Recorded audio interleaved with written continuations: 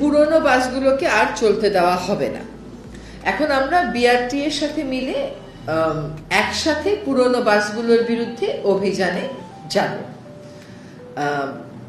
এই কাজগুলো সাইমালটেনিয়াসলি হতে হবে, যে পুরনো বাস রাস্তা থেকে সরবে, নতুন বাস যেগুলো হয়তো ইলেকট্রিক ভেহিকল, ইলেকট্রিক বাসেস, সেগুলো আসবে। ভালো সংবাদ হচ্ছে যে আমরা অলরেডি 250টা, তাই না, বাস কেনার টাকার অনুমোদন পেয়ে গেছি, কিন্তু সরকারি যে প্রক্রিয়া সেটা শেষ করতে করতে আমাদের সময় এই বাস কেনা হবে কিনা জানি না। But the good news is যে এটার অ্যালোকেশনটা আমরা পেয়েছি। আমাদের স্যানিটারি ল্যান্ডফিল, আমাদের আমিনবাজারি বলেন আর মাতুয়াইলি বলেন, ভয়ঙ্কর অবস্থা, এবং সেখানে আবার আগুন লাগিয়ে বর্জ্যের ভলিউম কমানো হয়। যখন আগুন লাগায় তখন আবার যে স্মল পার্টিকেল গুলো আসে, ওটা বায়ু দূষণ আরো বাড়িয়ে তোলে।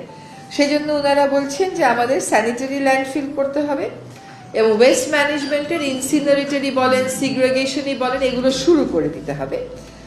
আমাদের গোটা দেশ থেকে রান্নার জন্য আমরা যে ফুয়েলটা ব্যবহার করি এটা ক্লিন হইতে হবে। ওনাদের পরামর্শ হচ্ছে এখানে এলপিজি ব্যবহার করতে হবে। আরেকটা হচ্ছে ট্যাক্স পলিসিস আমাদেরকে অ্যাডজাস্ট করতে হবে। এই যে একটু আগে বললাম আমরা ফেন্স অ্যান্ড স্প্রে, আমাদের দেখতে হবে যে এই সমস্ত জিনিসে আমাদের ট্যাক্স কিরকম। আমরা যেরকম, আপনারা জানেন যে এয়ার পিউরিফায়ারের